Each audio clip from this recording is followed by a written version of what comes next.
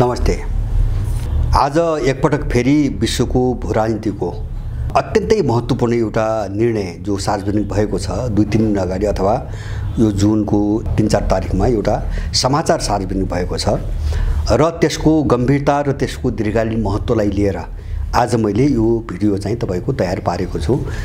त्यो समाचार के हो भन्छ भने साउदी अरब, इरान, युएई र ओमान विशेष गरिकन यी 4 देशहरूको नेतृत्वमा अरु केही देशको नाम पनि छ, जस्तो इराक लगायत सिरिया लगायत केही देशको नाम पनि छ। यी 4 देशहरूले अरब सागरको सुरक्षाका लागि गस्ती गर्न एउटा जोइन्ट नेभल फोर्स अथवा संयुक्त एउटा जलसेना निर्माण गर्ने सहमतिमा पुगेका छन् र त्यो निर्माण हुँदैछ भन्ने समाचार सार्वजनिक भएको छ। अब यो भन्दा अगाडि मैले एउटा भिडियो बनाएको थिएँ जब चीनको मध्यस्थतामा पहलमा साउदी अरब र इरानका बीचमा कूटनीतिक एउटा सम्झौता भयो र त्यो सम्झौता अन्तर्गत दुवै देशहरूको कूटनीतिक सम्बन्ध पुनर्बहाली भयो हैन।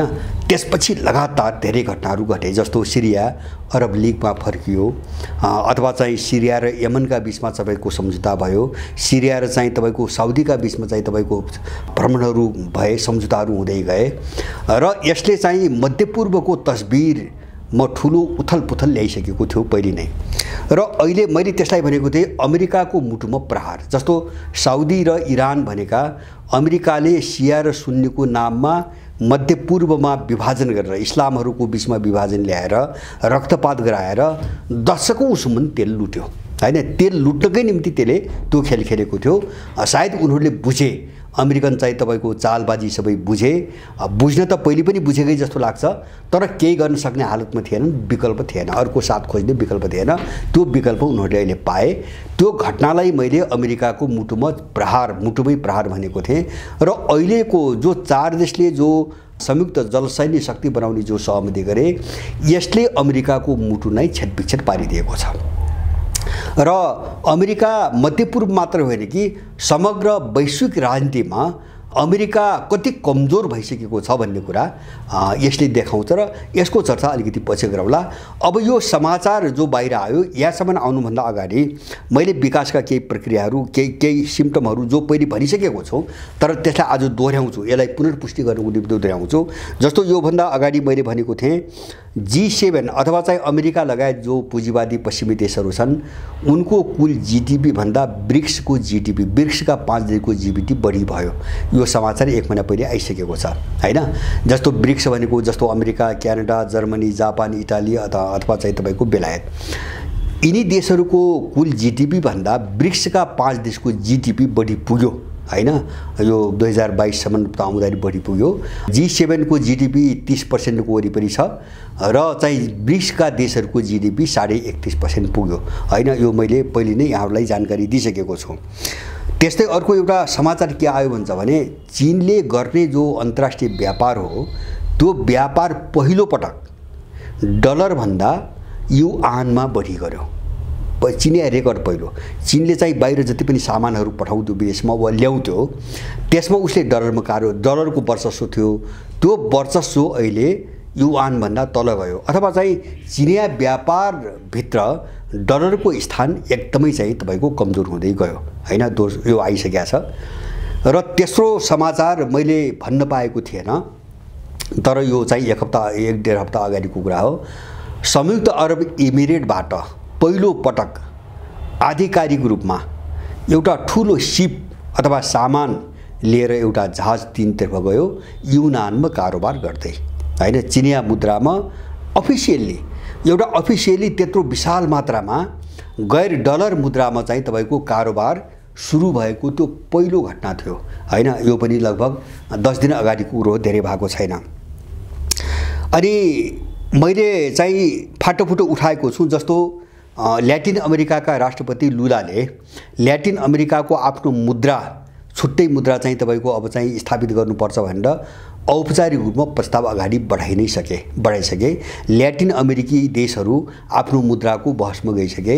अफ्रिकामा त्यो प्रस्ताव आइसक्यो हैन। अफ्रिकामा पनि त्यो प्रस्ताव आयो, अफ्रिकामा त्यसको आफ्नो मुद्रा भन्न आयो र यति बेला विश्वमा कुनै पनि बेला विश्वको कुल चाहिँ सञ्चित डलरले 90% ओगट्यो, 90% ओगट्यो। अहिले त्यो घटेर 58 भन्दा तल आएको छ हैन। जस्तो अरू भागले खोस्यो उसको, जस्तो युरोले खोस्यो, पाउन्ड स्टर्लिङले खोस्यो र पछिल्लो कालमा युवानले व्यापक रूपमा आफ्नो बजार चाहिँ स्थापित गर्दै गयो र अहिले रसियन रुबल पनि त्यो बाटोमा गएको छ। डलरको स्थिति साह्रै नाजुक हुँदै गएको छ र यही बेला अब चाहिँ केही समयपछि ब्रिक्सको बैठक बस्दैछ। त्यो बैठकले फेरि आफ्नो अलग मुद्रा घोषणा गर्ने गृहकाममा काम गरिरहेको छ। मैले भने ल्याटिन अमेरिकाको आफ्नो, अफ्रिकाको आफ्नो, अब ब्रिक्सको पनि आफ्नो भयो भने ब्रिक्ससँग जोडेको जो बजार हो नि त्यो झन्डै चाहिँ तपाईको 90% बजारबाट डलर चाहिँ तपाईको साफ हुने चाहिँ तपाईको स्थिति देखिँदैछ। र यही बेला चाहिँ आएको पछिल्लो समाचार ब्रिक्समा जो अहिले 5 वटा देशहरू छन् यसमा 19 वटा देशहरू जोडिँदैछन् हैन। जस्तो साउदी र इरान सहित टर्कीको नाम पनि यसमा आएको छ, मिस्रको नाम पनि आएको छ।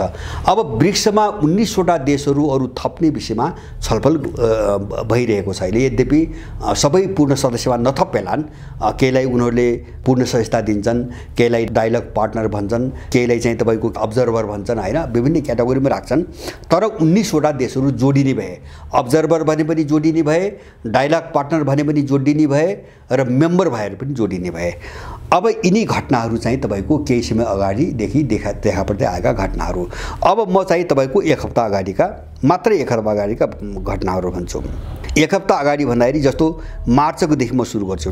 मार्चमा एउटा घटना भयो, मार्च, अप्रिल, मे, जुन। मार्चमा एउटा घटना भयो, अमेरिकी राष्ट्रपतिले तेल कटौतीको कुरालाई लिएर हैन रुससँग मिलोमत गरिकन व्यापक रूपमा तेल कटौती गर्न लागिरहेको मुद्दालाई लिएर साउदी अरब र युएई का शासकहरूलाई उनले फोन गरे। दुवै देशका शासकले बाइडेनको फोन चाहिँ तपाईको रिसिभ गरेनन्, उठाएनन् र बाइडेनको नराम्रोसँग बेइज्जती भएको थियो त्यो बेला। माने साउदी र चाहिँ युएईले पनि अमेरिकालाई टेर्न छोडे। त्यो बेला ठुलो बहस भयो र बहस पनि भयो र उनीहरूले फोन पनि उठाएनन् र अमेरिकाले जे भन्दै आएको थियो त्यो टेर्दा पनि टेरेनन्। तेलको उत्पादनमा व्यापक रूपमा कटौती गर्ने हैन। जस्तो प्रतिदिन 10 लाख ब्यारेल तेल चाहिँ उत्पादनमा कटौती गर्ने भन्ने निर्णय त्यो बेला भयो। अहिले पनि हिजो मात्रै पनि तेल उत्पादनमा व्यापक रूपमा कटौती भएको छ। खाडीका मुलुक र अफ्रिकी मुलुकहरू सहितको सहमतिमा हैन तेलको मूल्य चाहिँ गिर्न नदिनुको निम्ति त्यसको उत्पादनमा धेरै ठुलो कटौती भइरहेको छ। एउटा घटना त्यो भएको थियो, यो अनौठो घटना हो। साउदी अरब र के अरे चाहिँ युएईले अमेरिकी राष्ट्रपतिको फोन नउठाउने र उसले धाप धम्की दिनुका बावजुद पनि तेल कटौती गर्ने निर्णयबाट पछाडि नहट्ने जुन एउटा प्रवृत्ति त्यो बेला देखा परेको थियो त्यो अमेरिकामाथि डरलाग्दो चुनौती थियो। अब दोस्रो घटना चाहिँ मे महिनामा भयो। सिरियाको अरब लीगमा वापसी भयो हैन। अरब लीगबाट चाहिँ 2011 मा अमेरिकी दबावमा सिरियालाई अरब लीगबाट निकालिएको थियो। अहिले साउदी र इरानका बीचमा जो चीन मध्यस्थकर्ता भएर एउटा कूटनीतिक सम्बन्ध पुनर्बहाली गरायो, त्यसपछि चाहिँ उनीहरू सबै रियलाइज गरे, महसुस गरे र सिरियालाई पनि तपाईको अरब लीगमा चाहिँ फेरि चाहिँ तपाईको फिर्ता ल्याए। त्यो अमेरिकाको निम्ति दोस्रो ठुलो प्रहार थियो, अमेरिकामाथि दोस्रो डरलाग्दो प्रहार थियो। अनि चाहिँ त्यस्तै अर्थ घटना भयो अप्रिलमा। मैले अघि नै पनि भनिसकेँ, चीनको मध्यस्थतामा इरान र साउदी अरबका बीचमा कूटनीतिक सम्बन्धको पुनर्बहाली भयो। 5-6 वर्षदेखि टुटेको सम्बन्ध, दूतावास नै बन्द भइसकेको सम्बन्ध।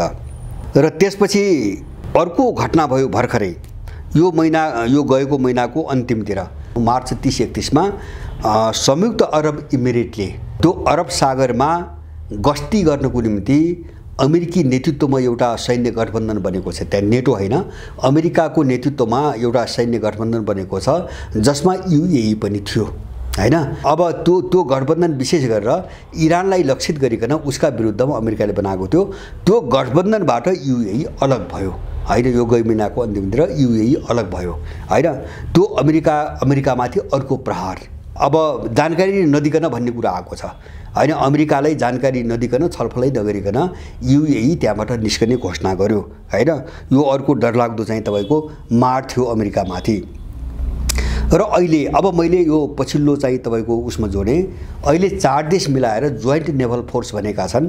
अब अरब सागरमा गस्ती गरेर सुरक्षाको निम्ति जो फोर्स बनाउँदैछन्, यसले अमेरिकालाई बिदा गर्दैछ अब हैन। अब किन बिदा गर्दैछ दुईटा कोणबाट भन्छ भने पहिलो कुरो त अमेरिकाले जो चाहिँ सैन्य चाहिँ गठबन्धन बनाएको थियो त्यहाँ त्यो इरानका विरुद्धमा इरानसँग पटक झडप भएको छ इतिहासमा। र यो 2-4 महिना यता इरानले अमेरिका अथवा उसको एलाई गठबन्धनहरूबाट चाहिँ तपाईको पास हुने हैन 3 देशहरूबाट पास हुने जति पनि कार्गो जहाजहरू छन् धेरै जहाजमाथि इरानले आक्रमण गरेको छ, धेरैलाई कब्जा पनि गरेको छ हैन। अस्ति 3-4 दिन अगाडि पनि एउटा जहाज कब्जा गरेको छ। इरानसँग एउटा ठुलो द्वन्द्व थियो किन त्यो अरब सागर कब्जा त्यसलाई नियन्त्रण गर्ने मुद्दामा। इरानको भनाइ के हुन्छ भने अरब सागर अरबी देशहरूको हो, अमेरिकालाई यहाँ आउने हक छैन, यहाँ गस्ती गर्ने हक छैन। उले बारम्बार गरेको तर्क त्यही हो। तर अमेरिकाले गुन्डागर्दी गर्दै आएको थियो। त्यसबाट चाहिँ अब यूएई निस्केन मात्रै कि उसले इरानसँग उल्टो जुन अमेरिका त्यो मध्यपूर्वमा खुट्टा टेकेकै इरानको विरुद्धमा हो हैन, त्यही इरानसँग मिलेर एउटा संयुक्त चाहिँ तपाईको जलसैन्य एउटा कमान्ड खडा गरेर गस्ती गर्ने भनिसकेपछि अब अमेरिका एउटा सामरिक कोणबाट हेर्दा हैन, सामरिक कोणबाट हेर्दाखेरि अरब सागरबाट मध्यपूर्वबाट अमेरिका बिदा हुने बेला आयो हैन। र दोस्रो चाहिँ दूरगामी घटना अब के हुँदैछ भन्छ भने मलाई लाग्छ जस्तो ल्याटिन अमेरिका एउटा राजनीतिक रूपमा त्यसको महत्त्व थियो अमेरिकाको निम्ति। जस्तो मुनरो डक्ट्रिन पछि उसले आफ्नो छाता अन्तर्गतका देशहरू भन्थ्यो एक खालले अमेरिकाका उपनिवेश थिए, अघोषित रूपमा अमेरिकाका उपनिवेश थिए। अफ्रिका पनि त्यस्तै थियो, अघोषित उपनिवेश थियो अमेरिकन र युरोपियनहरूको। ती मुक्त भए त्यसको एउटा अर्थ थियो, अलिकति सीमित अर्थ थियो हैन। तर अब खाडी मध्यपूर्वबाट अमेरिका निस्किने भने के हो भन्छ भने अरबीहरू एक ठाउँमा आउने भनेको के हो भन्छ भने अब यो आक्रमण अमेरिकाको अर्थतन्त्रमाथि सीधा अब चाहिँ हमला सुरु भयो। माने अमेरिकी अर्थतन्त्र हैन, जस्तो ऊर्जाबाट चल्ने अर्थतन्त्र हुन्छ सबै संसारभरिका। एउटा त ऊ अहिलेसम्म अमेरिकाको दादागिरी भएको त्यही पेट्रोलबाट हो, पेट्रोल के अरे चाहिँ तपाईँको खाडीको इन्धन तेलबाट हो। र त्यही तेललाई आधार बनाएर साउदी अरबसँग उसले 80 को दशकमा जो सम्झौता गर्यो नि हैन, जसलाई पेट्रो डलर भनिन्छ। अब तेलको कारोबार डलरमा मात्रै गर्ने र साउदी अरबलाई मनाएर जो चाहिँ तेलको कारोबार सुरु भयो त्यहीबाट डलर चाहिँ अन्तर्राष्ट्रिय मुद्राको रूपमा चाहिँ तपाईको हाबी भयो हैन, प्रभुत्वको सुरु भयो। त्यो पनि टुट्यो। जस्तो चाहिँ साउदी अरबले चीनसँग युवानमा चाहिँ तपाईको चाहिँ कारोबार गर्ने सहमति गर्यो, यूएईले गर्यो, अब चाहिँ तपाईको इरानले त गरेकै छ, मिस्रले पनि गर्यो, टर्कीले पनि, सबै गरिसकेपछि डलरको जो मुख्य चाहिँ तपाईको डलरको जीवनको जो मुख्य चाहिँ तपाईको आधार जग हो त्यो चाहिँ तपाईको टुट्यो। अब टुट्यो। एउटा कुरा त डलर चाहिँ भत्कियो। अब तेलको सम्बन्ध र डलरको जुन सम्बन्ध थियो त्यो चाहिँ टुट्यो। नम्बर 1 डलरमाथि ठुलो चाहिँ प्रहार भयो। दोस्रो चिज चाहिँ तपाईको अब यो अहिलेको नेभल फोर्सले के देखाउँछ भन्छ भने अब अरब सागरमा अमेरिकाको दादागिरी मात्रै टुङ्गिने होइन कि खाडीको तेल जसरी लुटिरहेको छ अब त्यसबाट अमेरिका निस्कनै पर्छ।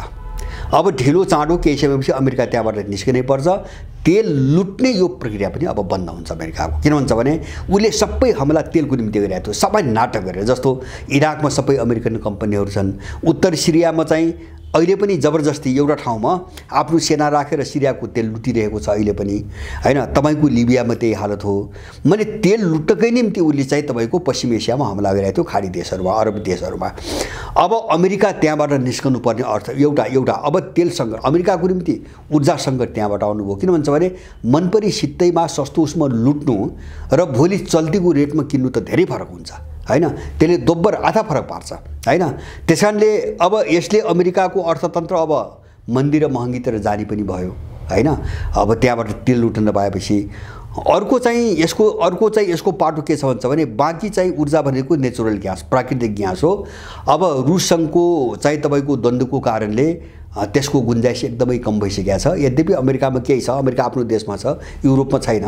तर अमेरिकनहरूले अफ्रिकातिर धेरै कोसिस गरे, सफल हुन सकेका छैनन्। जस्तो अमेरिकन युरोपियनहरू जस्तो अल्जेरिया लगायतका केही अफ्रिकाका देशहरूमा कोसिस गरिरहेका छन्, सफल हुन सकिरहेका छैनन्। त्यही पनि जस्तो यूएई अथवा चाहिँ कतार, अमेरिकाले के योजना बनाएको छ भन्छ भने अहिले रुसको चाहिँ तपाईको स्रोत हैन, तपाईको ग्यास र तेलको स्रोत लाई चाहिँ तपाईको के अरे चाहिँ त्यसप्रतिको निर्भरताबाट मुक्त हुनुको निम्ति इजरायल र अमेरिकाको योजनामा एउटा पाइपलाइनको एउटा प्रोजेक्टबारे छलफल भइरहेछ। यद्यपि त्यो सफल हुन्छ हुन्न म भन्न सक्दिनँ अहिले। जस्तो त्यसमा युएईदेखि लिएर युएई साउदीदेखि लिएर त्यो पाइपलाइन इन्डियासम्म ल्याउने एउटा प्रोजेक्टमा उनीहरूले चाहिँ एउटा चाहिँ छलफल अगाडि बढाएछन्। त्यसलाई अगाडि बढाउने भने काम थालेछन्। त्यो चाहिँ के हो भन्छ भने रुसलाई कमजोर बनाउने, चीनलाई कमजोर बनाउने र अहिलेको जो ध्रुवीकरण हो यो ध्रुवीकरणमा पश्चिमी एसियाका मुख्य देशहरू हैन जस्तो साउदी र युएईदेखि लिएर एसियाको अर्को मुख्य देश इन्डियालाई आफ्नो ग्रिपमा राख्ने योजनामा चाहिँ अमेरिकनहरूले काम गरिरहेका छन्। अहिले त्यो सफल हुन्छ भन्ने चाहिँ मलाई लाग्दैन। त्यसकारणले अब एउटा भयानक ऊर्जा सङ्कट आउने भयो हैन अमेरिकाका अगाडि। अब प्राकृतिक चाहिँ तपाईको ग्यासको कोणबाट कुरो गरे पनि अथवा चाहिँ तपाईको तेलको कुराबाट पनि खाडीको तेलको कुराबाट गरे पनि उनीहरूमाथि एउटा भयानक सङ्कट आउने भयो एक। र यो जोइन्ट नेभल फोर्सले अर्को के देखाउँछ भन्छ भने मध्यपूर्वमा अमेरिकनहरूको जो सैन्य दबदबा थियो नि त्यो कमजोर हुने भयो।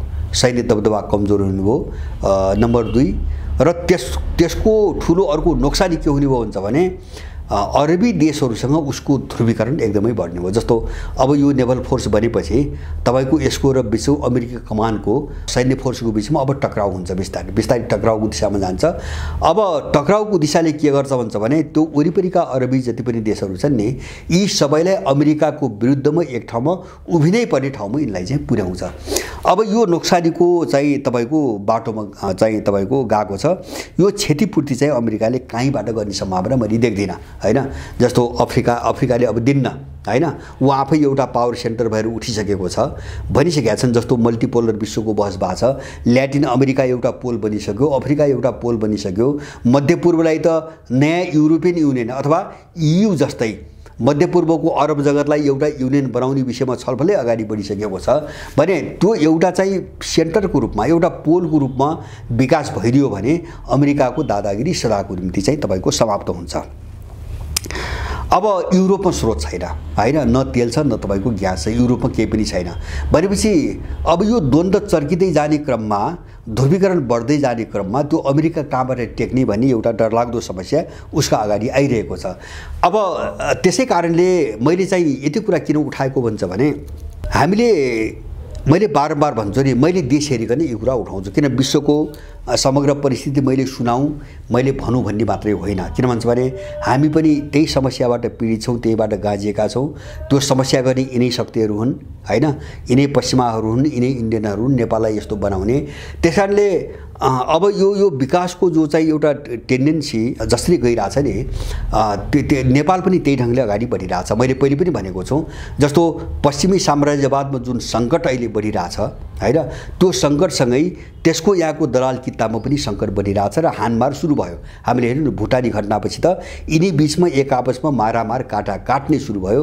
किन सुरु भयो भन्छ भने यिनको मालिकको कित्ताभित्र यो सङ्कट सुरु भयो। ध्रुवीकरण त्यहाँबाट सुरु भयो। त्यसको प्रतिछाया अथवा त्यसको चाहिँ तपाईको छाया नेपालमा पर्यो, नेपालको भूराजनीतिमा पर्यो। मान्छे उनीहरूले चाहिँ ल्याएका मान्छे थिए नि। त्यसकारणले गर्दाखेरि हामी आशावादी बन्नुपर्छ। मैले भन्ने खोजेको हामी कसरी आफ्नो दृष्टिकोण सभा पार्ने हैन, यिनी सबै घटनाहरूलाई कसरी बुझ्ने, यो दलाल कित्तालाई कसरी हेर्ने त्यो हाम्रो आफ्नो समस्या छ। हामी पनि कुनै न कुनै रूपमा स्वार्थको कारणले, अवसरवादको कारणले अथवा चाहिँ सानातिना मुलाहिजाको कारणले अथवा चाहिँ नबुझ्नुको कारणले घुमाइफिराइकन यिनका वरिपरि घुमिरहेका छौँ र एउटा चाहिँ देशद्रोही जत्थालाई चाहिँ तपाईको मौका दिइरहेका छु। त्यो हाम्रो समस्या हो। तर जो वस्तुगत कोणबाट हेर्दा, वस्तुगत पाटोबाट हेर्दा अथवा हामीभन्दा बाहिरको पाटोबाट हेर्दा हाम्रो निम्ति वातावरण असाध्यै अनुकूल भएर गयो, एकदमै अनुकूल। अरू घटनाहरू म अर्को श्रृङ्खलामा अलिकति जोड्छु विश्वमा अहिले भइरहेका। त्यसकारणले अमेरिकी साम्राज्यवाद हैन जो तस्बिर देखिन्छ नि त्यो छैन, ऊ कागजी बागमा परिणत भइसकेको छ। तपाईँ हामी एउटा अनुमान गरौँ सधैँभरि उसको दासको रूपमा काम गरेको युएई जस्तो सामान्य देश, सानो देश, मामुली देश, पैसा छ अरू त केही पनि छैन हैन, उसँग फौजी शक्ति पनि छैन, उसको विश्वको राजनीतिमा चाहिँ राजनीतिक प्रभुत्व पनि छैन हैन, विश्वको समग्र पोलिटिक्समा उसको कुनै चाहिँ एउटा जब्बर खालको भूमिका पनि छैन। उसँग तेल छ। त्यसकारणले अब तेल आयात गर्ने देशहरूभित्र उसको महत्त्व छ। अब त्यो युएईले पनि बाइडेनको फोन उठाउँदैन भने अमेरिका कहाँ पुग्यो हैन, हामीले बुझ्ने त्यहाँबाट हो। त्यो साउदी अरबले बाइडेनको फोन जो आफूलाई विश्वकै सम्राट मान्छन् उनीहरू, उनको फोनै उठाउँदैन, टेर्दैन भनेपछि तपाईको अमेरिका कहाँ गयो होइन कहाँ गयो त्यो मात्रै होइन। अहिले अर्को घटनामा भन्छु, एउटा त फोन त उठाएनन् तर अमेरिकाले केही गर्न सकेन, केही पनि लसारपाटो लाउन सकेन। बरु अहिले भर्खरै होइन मैले यो भिडियो रेकर्ड गराइरहेको बेला अमेरिकाका राष्ट्रपति यो उनीहरूको अरबीहरूको नेभल फोर्स बन्ने समाचार आएपछि अमेरिकाका विदेश मन्त्री ब्लिङ्केन साउदी अरबको भ्रमणमा जाँदैछन् वा गए। अब उनी चाहिँ साउदीलाई कन्याउन फट्याउन होइन, हिजो चाहिँ धम्काएर खाएको एउटा आदेशमा चाहिँ सबै काम गराएको देश आज कन्याउनु पर्ने ठाउँमा पुग्यो। तिनै देशहरूलाई कन्याउनु पर्ने, मनाउनु पर्ने, फकाउनु पर्ने, रुनु पर्ने ठाउँमा पुग्यो भनेपछि अमेरिका खोक्रिसकेको छ। अमेरिका खोक्रिसकेको छ, अर्थतन्त्रमा पनि त्यो खोक्रिसकेको छ। त्यसपछि त्यो जस्तो त्यो मिलिट्री शक्तिमा पनि त्यो कमजोर भइसकेको छ र युक्रेनमैबाट आइरहेका समाचार छन्। अहिले यो पछिल्लो सिन हेर्ने हो भने त अमेरिकन र युरोपियनहरूले अब हामीसँग युक्रेनलाई उपलब्ध गराउन सक्ने हतियार छैनन्, किन अब पनि हामीले हतियार दियौँ भने भोलि युद्ध भट्किँदा आफ्नो निम्ति रक्षा गर्ने हतियार पनि हामीसँग छैन, त्यो भनिरहेका छन्। र हतियार व्यापक निर्माण गर्ने कुरा त गरिरहेका छन्, निर्माण गर्न पैसा चाहियो होइन। अहिले मन्दीले चाहिँ सारा युरोपभरि विद्रोह छ, अमेरिकाभरि विद्रोह छ, सडकमा मान्छे छ। अब चाहिँ हतियार उत्पादनमा पैसा लगाए पनि उनीहरूले देश ठेक्न सक्ने हालत पनि छैन। यो अवस्थामा पश्चिमी दुनियाँ पुगेको छ। त्यसकारणले गर्दाखेरि यो निर्णय मैले दुईटा निर्णय, अरूलाई मैले भन्दैन, अहिलेको कमसेकम पनि तपाईँको दोस्रो विश्वयुद्धपछिको छोटो रूपमा भन्दा दोस्रो विश्वयुद्धपछिको विश्वको जो इतिहास हो त्यो इतिहासमा गुणात्मक फड्को भन्छु मैले यसलाई। दुईटा घटनालाई, एउटा इरान र साउदीको बिचमा कूटनीतिक सम्बन्ध पुनर्बहाली, त्यो पनि चीनले गरायो। र दोस्रो चाहिँ 4 देशको जो संयुक्त जल सैन्य एउटा फोर्स बन्दैछ होइन, यो पनि चीनको निगरानीमा र सुपरभिजनमा भन्ने समाचार छ, यो पनि चीनले गरायो। भनिसकेपछि मध्यपूर्व अमेरिकाको हातबाट गयो होइन। यो दुईटा घटनाले मध्यपूर्व अमेरिकाको हातबाट गयो। मध्यपूर्व अमेरिकाको हातबाट जानुको अर्थ के हो भन्छ भने ग्लोबल चाहिँ तपाईँको पोलिटिक्समा अथवा वैश्विक राजनीतिमा अमेरिकाको जो दबदबा थियो त्यो उसको हातबाट गयो। यसको सिधा अर्थ त्यो हो। किन भन्छ भने त्यस्तो चाहिँ भूमिका खेलेको थियो मध्यपूर्वले होइन, उसको अर्थतन्त्रलाई टेवा दिएर। किन उसको अर्थतन्त्र थियो र उसको राजनीति पनि चल्थ्यो, उसँग पैसा थियो र उसको शक्तिको पनि चाहिँ तपाईँको अर्थ निस्कन्थ्यो। अब सबैतिर कमजोर भइसकेपछि ऊ त्यहाँबाट निस्कनुको विकल्प छैन। मलाई लाग्छ यो मानवता, विश्वको सभ्यता र सबै मान्छेहरूको भलाइको निम्ति अमेरिकाको पतन हुन एकदमै जरुरी छ। र हामी दृढ सङ्कल्पित भएर एउटा सङ्कल्प बोकिकन हामीले पनि जसरी अरबीहरू उठे, आज अफ्रिकीहरू उठे, त्यस्तै नेपालीहरू उठेर यो चाहिँ जङ्गलीहरू होइन, असभ्यहरू, त्यो मात्रै होइन तपाईँको पिशाचहरू, पशुको स्तरबाट पनि गिरेका पिशाचहरू, यिनलाई यहाँबाट कसरी लखेट्ने, यही कमजोर जो हुँदैछन् नि, देशभित्र पनि उनका दलाल कुकुर पनि त्यही हो, अन्तर्राष्ट्रिय राजनीति पनि त्यही हो, यिनलाई कसरी लखेट्ने, बल प्रयोग गरी लखेट्ने, अब हामीले त्यो दिशातिर सम्पूर्ण ध्यान केन्द्रित गर्नुपर्छ भन्ने चाहिँ मेरो सोच छ।